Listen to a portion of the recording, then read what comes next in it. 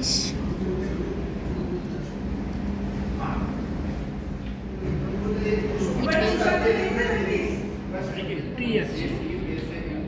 আমরা অনেকগুলো food festival করছিলাম, তো আমাদের যেটা অভিজ্ঞতা হচ্ছিল, আমাদের যারা প্যাট্রন আছেন, যারা ফুড লাভার্স আমাদের ভিজিট করছিলেন, তারা চাইছিলেন কি আমরা একটা থাই ফুড ফেস্টিভ্যাল করি।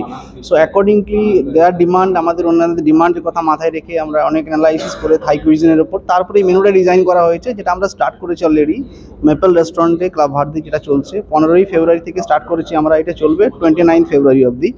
এইটা দুইটা মিলের জন্যই অ্যাভেলেবেল আছে। একটা হচ্ছে আপনার লাঞ্চ হচ্ছে 12:30 to 3:30 অ্যান্ড ডিনার 7 to 10:30।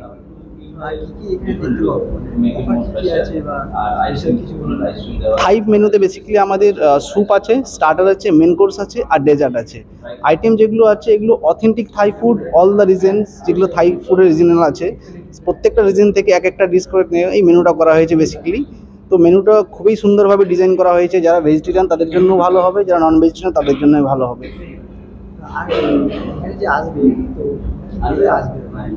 আমাদের ক্লাবটা নিউ গড়িয়া মেট্রো স্টেশন থেকে, কবি সুভাষ থেকে 10 মিনিটস বাই ওয়াকিংস, আর নিউ গড়িয়া রেলওয়ে স্টেশন থেকেও 5 to 10 মিনিটস বাই ওয়াকিং। আর যারা বাইপাস থেকে আসবে পিয়ারলিস হোটেল থেকে লেফট সাইড দিয়ে 10 মিনিটের ড্রাইভ। এটা বেসিক্যালি যারা ডাইন করতে চান বা ডাইন যদি কেউ বাড়ি থেকে অর্ডার করতে চান, বেসিক্যালি আমরা এটা জোম্যাটো বা অনলাইন প্ল্যাটফর্মে নেই, আমাদের ডাইরেক্টলি ক্লাবে ফোন করে, তারা যদি কারো বাল্ক অর্ডার থাকে তারা ক্লাবে ফোন করে আমাদের অর্ডার প্লেস করতে পারে, আমরা বাড়ি থেকে ডেলিভারি করে দেবো।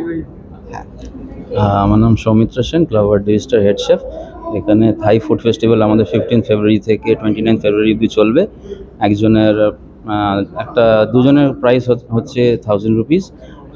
এখানে আমাদের থাই ফুড ফেস্টিভ্যালে স্যুপ থাকবে প্রথমে, থাই কোকোনাট বেসড স্যুপ থাকবে, veg non veg, and starters থাকবে 2-3 রকমের, ভেজ নন ভেজ। আর মেন কোর্সের মধ্যে ফিশ আছে, নুডলস আছে, থাই গ্রিন কারি আছে, আর ডেজার্টসের মধ্যে coconut custard and with ice cream, coconut ice cream আছে।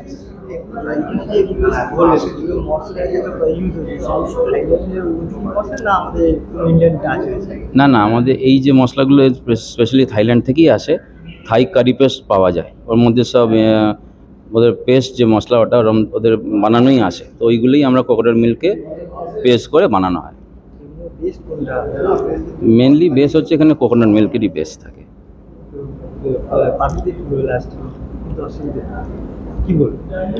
আমি বলবো যে আপনারা আসুন ক্লাব ভারতী ভিস্টাতে, আপনাদের থাই প্রমোশন চলছে, আপনারা আসুন। আপনাদের I am assuring you that you will find a very good flavour in Thailand. আপনারা খুশি হয়ে যাবেন। আপনারা আসুন, আপনাদের খাবার ট্রাই করুন, খুব ভালো লাগবে আপনাদের।